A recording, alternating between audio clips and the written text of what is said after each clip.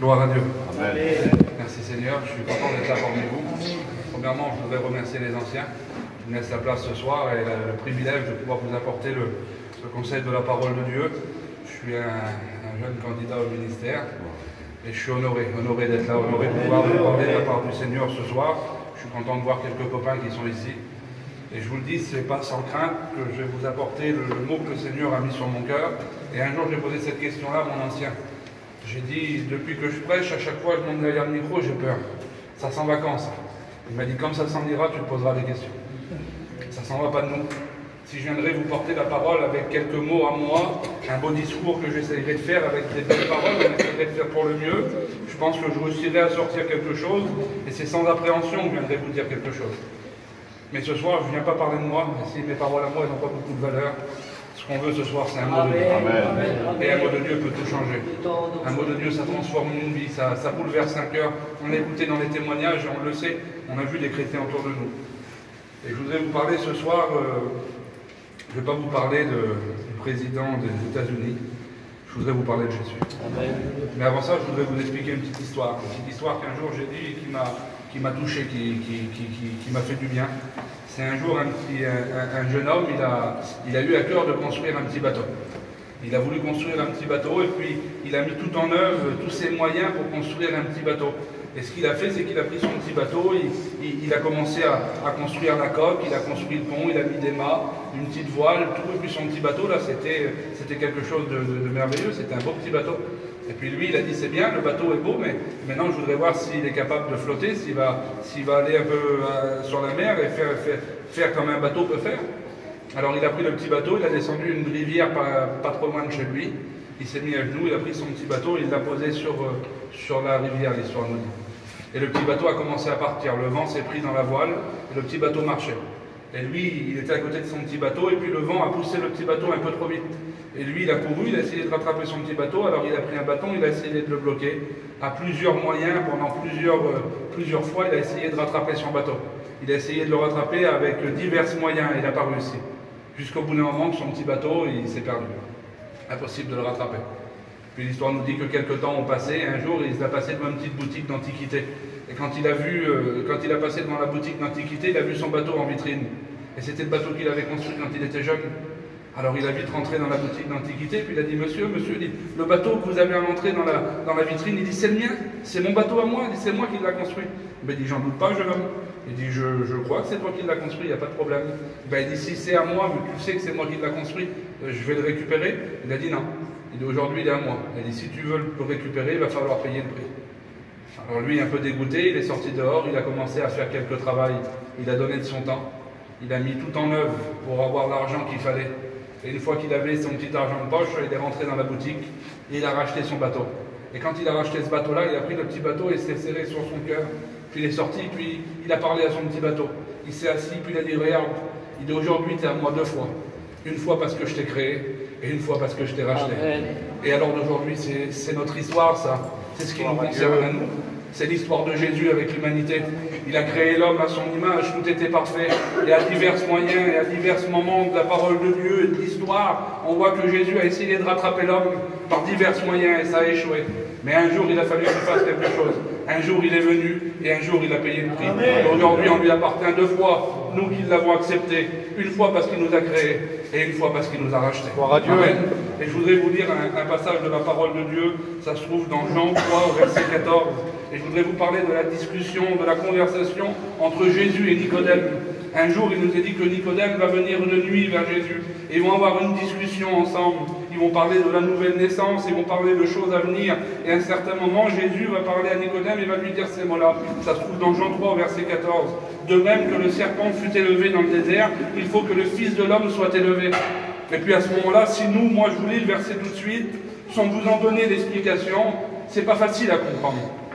Mais il ne parle pas à n'importe qui, Jésus, à ce moment-là. Il est en train de parler à Nicodème.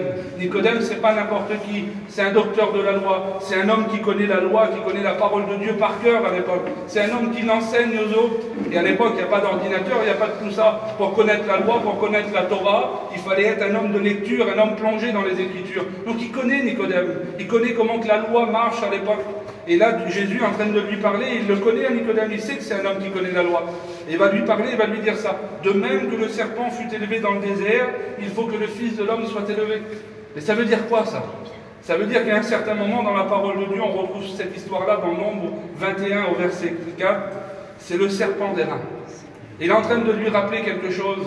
Il est en train de parler à Nicodème et il est en train de lui dire quelque chose. Souviens-toi, Nicodème. Souviens-toi comme Moïse était dans le désert, comme les serpents brûlants sortaient du sol et mordaient le peuple d'Israël. Il a fallu que Moïse fasse quelque chose et Dieu fera de même. Mais ça veut dire quoi ça? Ça veut dire qu'à un certain moment, dans Nombre 21 au verset 4, il nous est dit que le peuple d'Israël était dans le désert. Vous connaissez l'histoire de Moïse dans le désert, vous avez vu les films, vous avez écouté parler de cette histoire-là. Moïse est sorti d'Égypte, ils sont sortis dans le désert, il avait un peuple derrière lui qui était pas mal énervant. Un peuple qui murmurait, un peuple qui parlait beaucoup. Ça nous ressemble un peu ça. C'est un peu un peuple, on dit qu'on ressemble aux Juifs. Mais je pense que c'est vrai. Et puis là, on avait un peuple derrière Moïse qui murmurait pas mal et qui disait des choses. Et Dieu va décider quelque chose à ce moment-là. Une décision un peu bizarre de la part de Dieu, mais on ne comprend pas tout, nous. Et moi, je ne comprends toujours pas pourquoi que Dieu a fait ça. Mais Dieu l'a fait.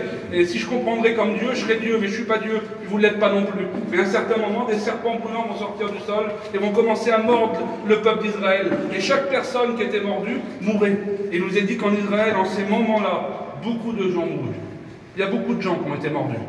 Mais le peuple va venir vers Moïse, c'est le seul intercesseur entre Dieu et les hommes à ce moment-là. Alors ils vont courir vers Moïse et vont lui dire « Mais trouve-nous une solution, toi !» Même si nous, on a fauté, qu'on a parlé, on a trop parlé, mais trouve-nous une solution. Alors Moïse va faire quelque chose, il va parler à Dieu, et Dieu va lui parler. Et il va lui dire un mot. Il va lui dire, c'est marqué comme ça. L'Éternel dit à Moïse, fais-toi un serpent brûlant, et place-le sur une perche. Quiconque aura été mordu et le regardera conservera la vie. Mais ça veut dire quoi, fais-toi? Pourquoi fais-toi? Et j'ai regardé le mot, là, m'a interpellé. Quand je lisais la parole de Dieu, le mot « fais-toi » m'a interpellé. C'est pas grand-chose, mais ça m'a touché en plein cœur. Mais je dis « pourquoi fais-toi » Il aurait pu dire « je vais faire faire à quelqu'un, je vais te faire descendre du ciel un serpent » ou des choses. Non, il va lui dire « fais-toi ». Et le mot « fais-toi » il a 3 significations dans l'ordre. Ça veut dire préparer, exécuter et accomplir. Et il parle à Moïse à ce moment-là « fais-toi un serpent d'airain ». Les reins, c'était quelque chose de pas facile à façonner.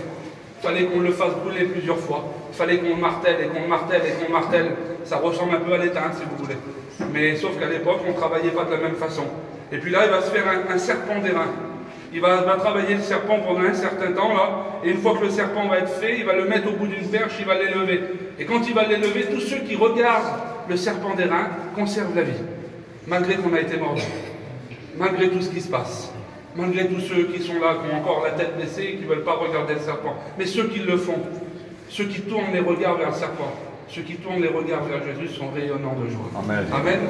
Et à ce moment-là, ceux qui regardent le serpent, ils conservent la vie. Et c'est cette histoire-là que Jésus est en train de rappeler à Nicodème.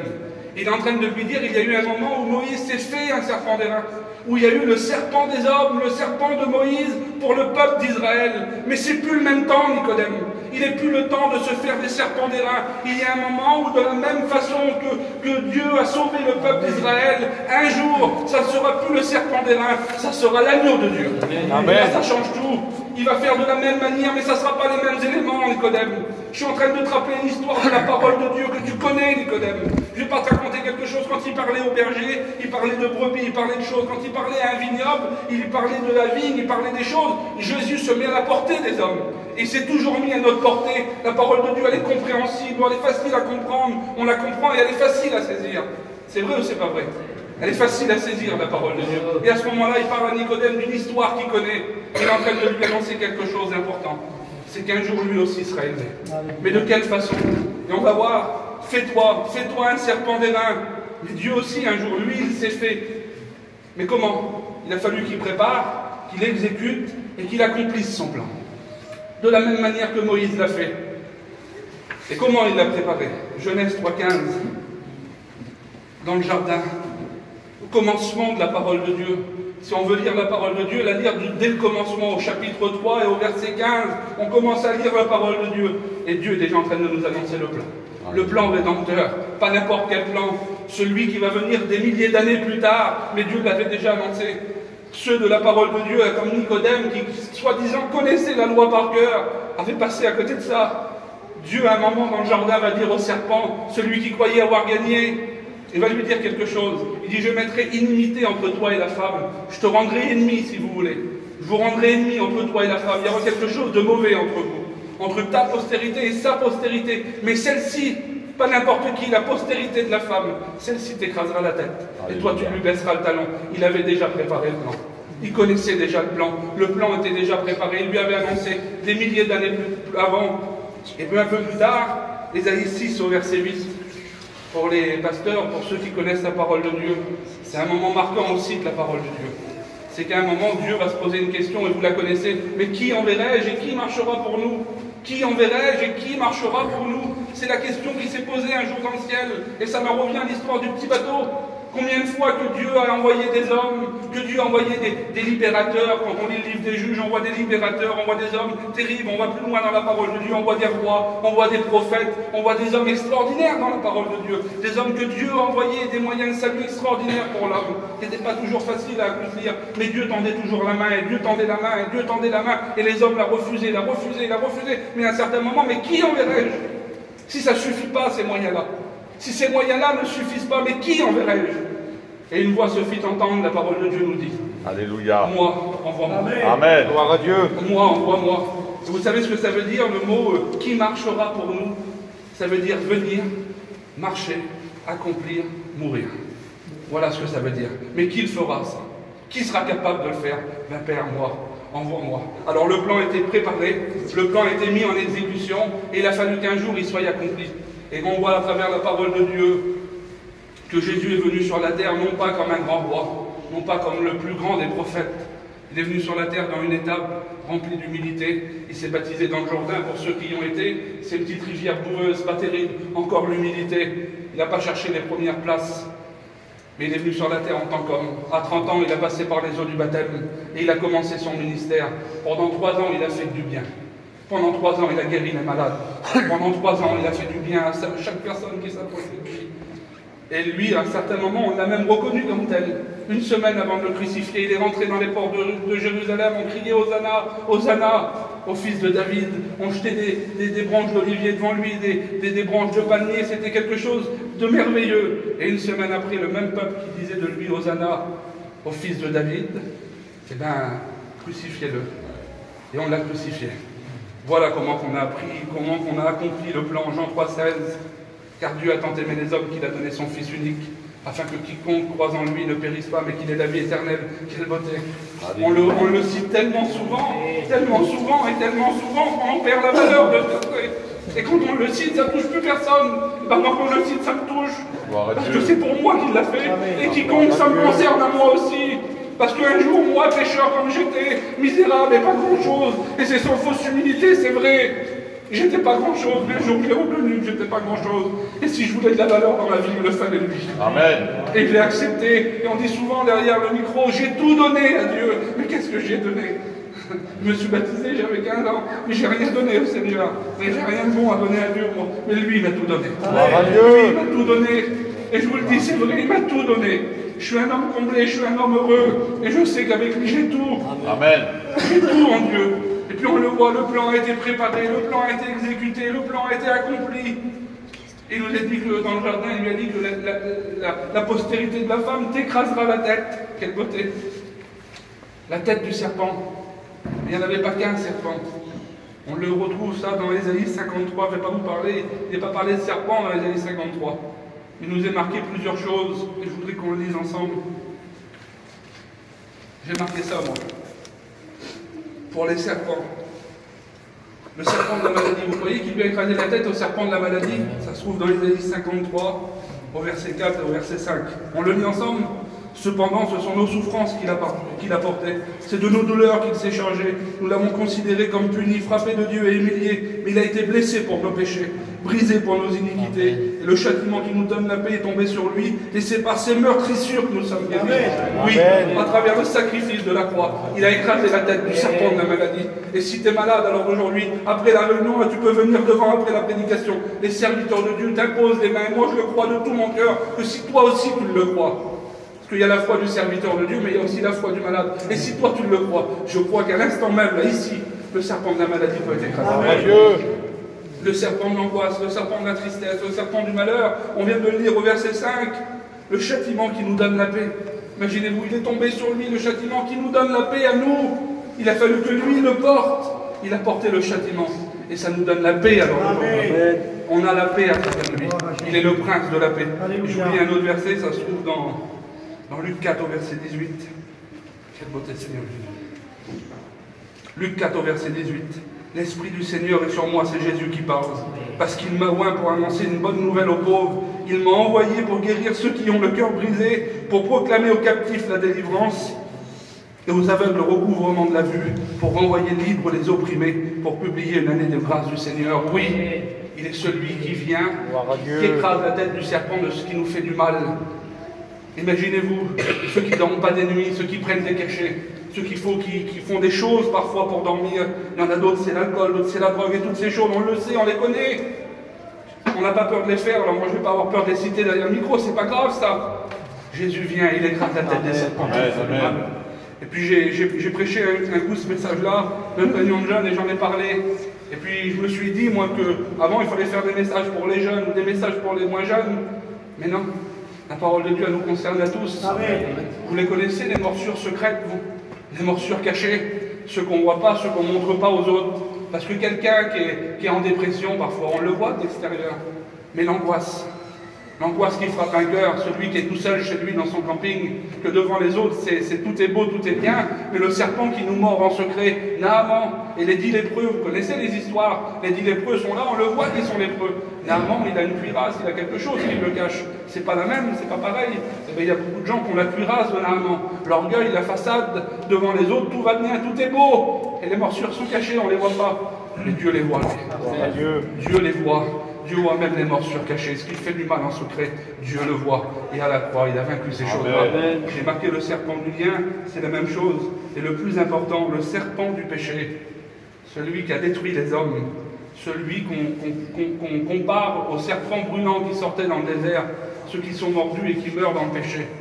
Mais laisse-moi te dire que son sang nous purifie de tout péché. Gloire à Dieu. Donc à la croix, il a écrasé la tête du serpent. Alléluia. Et c'était vrai. Ce qu'il avait préparé, ce qu'il avait dit dans Genèse 3 au verset 15, c'était vrai. Il allait réellement écraser la tête des serpents. Amen.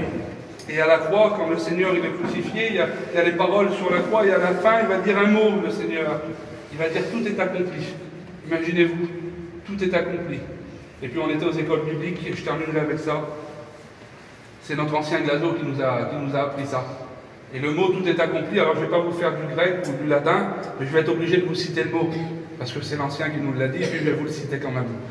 Le mot tout est accompli, en grec il se dit tétélestai. Et ce mot-là, si je vous le dis, il n'a pas beaucoup de valeur, mais ça veut dire tout est accompli. Mais on utilisait ce mot-là dans plusieurs situations. Alors je les ai marqués ici.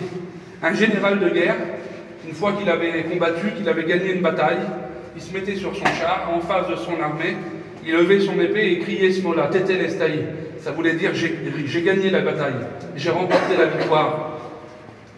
Un esclave, lui, il venait, il allait vers son maître, et une fois qu'il avait fait le travail qu'on lui avait demandé de faire, qu'il avait exécuté la tâche qu'on lui avait demandé, il disait à son maître tétélestai. Ça voulait dire j'ai fait ce qu'on m'a demandé. Et puis un commerçant, un homme qui vendait des choses, une fois qu'il avait fait qu'il avait travaillé avec quelqu'un et qu'il avait vendu quelque chose, une fois que l'opération était terminée, il lui donnait un pesant en argent, en or ou en ce que vous voulez, lui il pesait. Et une fois que la somme était bonne, il disait ce mot-là, tétélestai, ça voulait dire le prix est payé. Et puis un peintre ou un autre homme qui faisait des œuvres d'art ou des choses comme ça, Une fois qu'il avait terminé quelque chose, il disait ce mot-là, Tetelestai, ça veut dire l'œuvre est terminée. Il n'avait plus le droit de mettre un coup de pinceau, plus rien, plus toucher. C'était parfait, c'était fait, l'œuvre était terminée. Laissez-moi vous dire que quand il l'a dit à la croix, et notre ancien Glazo nous l'a expliqué comme ça, quand il l'a dit à la croix, à Genèse 3,15, le serpent qui croyait avoir gagné, lui, quand il était à la croix, il lui a dit quelque chose, le Seigneur, Tetelestai, j'ai remporté la bataille, j'ai gagné la bataille, j'ai gagné la guerre. J'ai remporté la victoire. Et là, il s'est adressé aussi à Dieu quand il a dit ce mot-là. Tetelestai, en tant qu'esclave, l'humilité du Seigneur. Il a regardé son père et il lui a dit, j'ai fait ce qu'on m'a demandé. J'ai accompli ce qu'on m'a demandé de faire. Je suis venu, j'ai marché et j'ai mouru. Je suis mort pour l'humanité. Il a fait ce qu'on lui a demandé de faire, le Seigneur, lui. Et puis, tout est accompli. Le prix est payé. Amen. Tetelestai, le prix est payé. Il y avait une somme qui était sur nous, on ne pouvait pas, le rachat de l'homme ne peut pas se faire, la somme elle est trop grande, ils ne peuvent se racheter l'un l'autre. Et bien lui il l'a fait. Amen. Ce n'est pas par de l'or ou par de l'argent qu'on a été rajouté de la vaine manière de vivre, qu'on a hérité de nos pères, la Bible nous dit. Mais c'est par le sang de Jésus. Amen. Alléluia. Comme celui d'un agneau sans tache, sans défaut. Ni par de l'or, ni par de l'argent, ça n'a aucune valeur ça. Mais son sang à lui a de la valeur. Amen. Le prix est payé. Et il l'a dit à la fin, l'œuvre est terminée. Il n'y a rien à rajouter à l'œuvre de Dieu. On a essayé, malgré les années, depuis que le jour du Seigneur a été crucifié, jusqu'à aujourd'hui, on a essayé de rajouter des choses. On aurait bien voulu remettre un coup de pinceau, nous, où des hommes ont essayé de rajouter des choses, essayer de rajouter, et de rajouter, et de rajouter des choses. Et quand on regarde les religions autour de nous, on voit qu'il faut faire certaines choses. Et puis, pourtant, beaucoup de gens essaient de le faire, ça. Puis si on aurait dit aux hommes, écoute, le sang de Jésus, c'est bien, mais il faut racheter son salut. On aurait travaillé toute notre vie pour essayer de l'acheter. On n'aurait jamais réussi à avoir l'argent. Là, c'est gratuit, c'est devant nous. Une simple prière suffit. Amen. Tu vas te priver de ça, toi. Tu vas te priver du salut que Dieu veut te donner. Amen. Pourquoi? Par l'orgueil, par beaucoup de choses qui viennent nous empêcher. Mais laisse-moi te dire qu'il n'y a rien qui résiste à Dieu. Amen. Parce qu'il a écrasé les serpents sous ses pieds. Amen. Et alors d'aujourd'hui, une prière suffit pour accepter ce que les hommes n'ont pas réussi à faire pendant des milliers d'années. Les sacrifices et tout ça, on a essayé de tout faire les choses et les gens essayaient de le faire. Aujourd'hui, c'est gratuit et on essaye de le refuser. On ne refuse plus Jésus. Il n'est plus temps de le refuser. Il faut l'accepter. Amen. Alors je prie le Seigneur avec vous. Alléluia. Seigneur, je te bénis, je te rends grâce et je te dis merci. Merci pour ta parole, Seigneur Jésus-Christ. Merci parce que